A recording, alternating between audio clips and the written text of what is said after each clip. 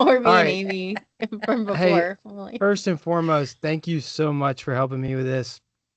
Um, uh, I appreciate y'all watching it. And I've got a couple questions for you. So the first one would be, has anybody seen this video before from Rita Pearson?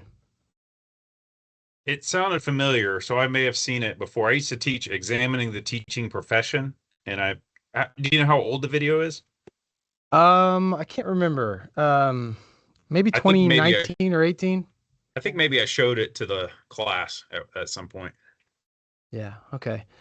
All I right. hadn't seen it, but one of my students saw me watching it and said she just watched it for a college class. Yeah. Well, good. So the second question is from the video, what resonated with you? I'll go I, first. I think the whole concept of a kid will not truly learn from you, at least until they trust you. I think that's kind of been a cornerstone of my whole career and approach is I mean, I can get them to try and learn anything. I don't necessarily need them to like me. Just sort of like in the video, like we're not going to like every kid. It's not going to be perfect, but at the very right. least we need to understand each other, have a level of trust. And so no one's going to learn anything if there's not just some sort of level of decent level of baseline of respect. Yeah. Mr. Cutter, I know you teach a class of a lot of audiovisual students that are in all spectrums of learning. So what do you think resonated with you? Yeah, the piece on relationships, kind of like Ms. Summerlin was saying, building trust, building relationships, and then you can get through a lot of tough stuff if they trust you and if you've built that relationship, they'll do more for you if you establish that relationship first. Yeah, and I know not to be corny here, but I know when we do our CTAE stuff, one of the things that I wrote down at the beginning of the year, like one of the four things that matters the most to me is being relationship driven. Like, and I felt like that even as a coach when I was coaching my basketball players, like I didn't know, like I was humble enough to know that I wasn't the most intelligent basketball coach, but I was pretty good at building relationships with kids and and that helped them play harder for me. Miss Carmichael, do you have anything there? I think it's the same vein as what everyone else is saying. I think building a relationship with your students is so important from day one.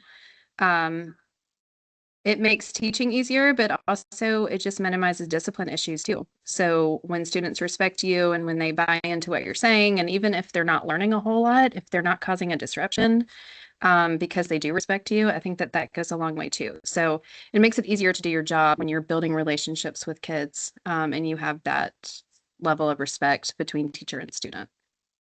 Yeah. So the third question here, fourth question is, um, what do you think, or how do you think our school does in ensuring every child has a champion? I talk to new students, new to Mill Creek, and I say, "Hey, what do you think?" I say, "Tell Yeah. me what's going well and what's not going well."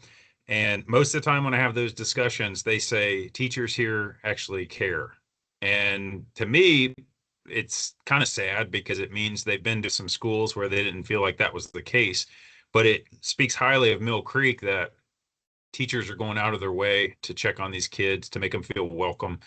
And I think that's pretty important. And I tell these students, I say, hey, Mill Creek's not a perfect school, but we're a really good school and that most people will care about you. And so anyway, that's been kind of cool to hear from new students. Miss Garcia, you're in a unique role in the media center. Do you have anything to add to that? Yes, well, I know that in here, when students start at our school, the peer leaders bring them in to get their Chromebooks. And we make a point, the library students and Miss Thompson and I, to welcome them, to let them know that they can come in here if they don't have a place to sit, if they don't have someone to eat lunch with, if they need help, even like finding out where something is. So we try to show them that we're here for them, even if we're not their classroom teacher. And I know also that our school does a good job of trying to make their homeroom relevant for them so that they do build a relationship with their homeroom teacher as well. So they can have a relationship with their academic teachers and with staff members that are outside of their, their core teachers. Yeah, I see them every morning when those new kids come in.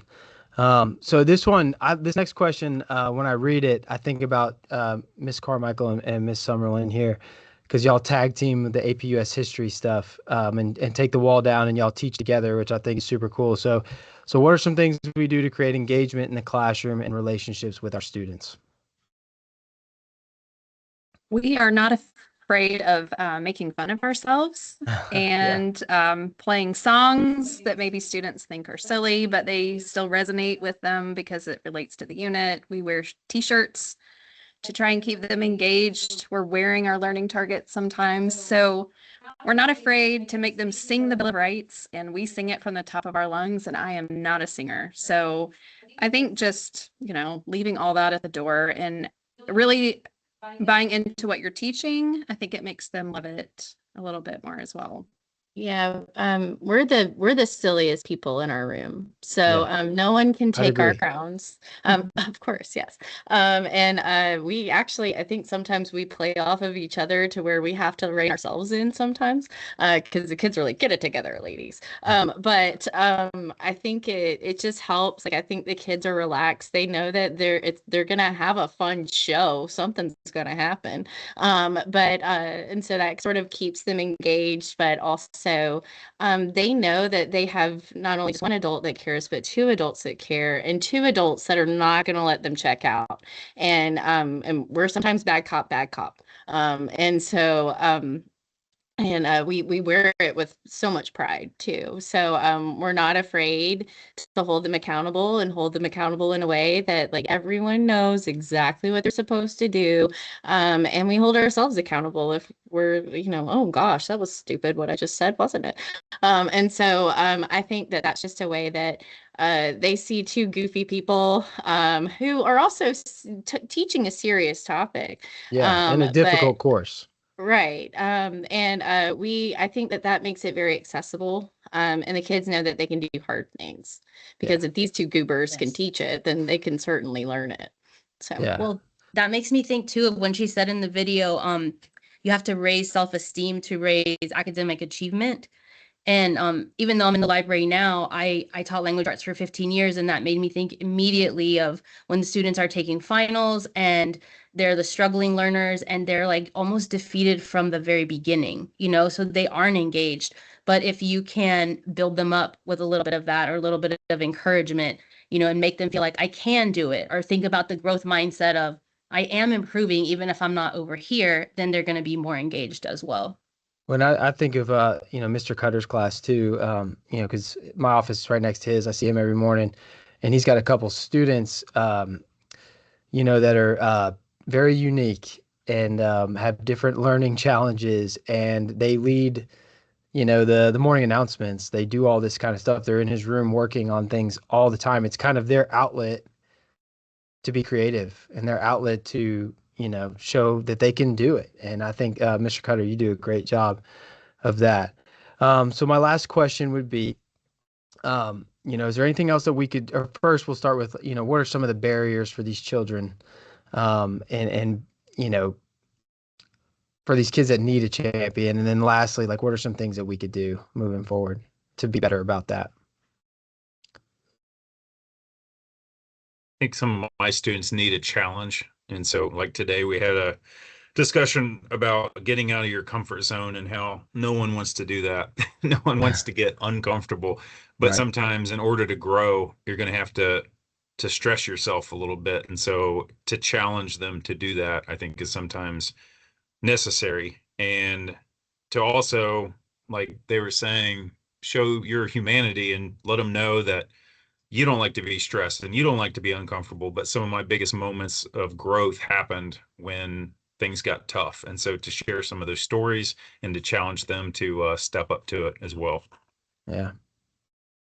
right. So I feel like if kids are not having a champion, I think that it could be a situation like a barrier and an obstacle for us is potentially maybe not the best home life. Maybe they're not getting support at home. But if we are collectively all at school to make sure that every kid has a chance and every kid has an opportunity, I think that's a leveler. And if we're in the mindset of Every kid can learn, maybe not in the same way, but they all can learn if given the right setting, maybe the right structure in place. We have enough creative people in this building, enough resources. We are very blessed to have those to where we can help a kid thrive. And so, and I think that once we identify the barrier, if we've built the relationship is sort of the key to helping that and overcoming any sort of issue that we have. Yeah. Well, I really, really, really appreciate you guys. You guys do awesome work in the building, and thank you guys so much for your time. Thank you, Nate. Thank you. Thank you.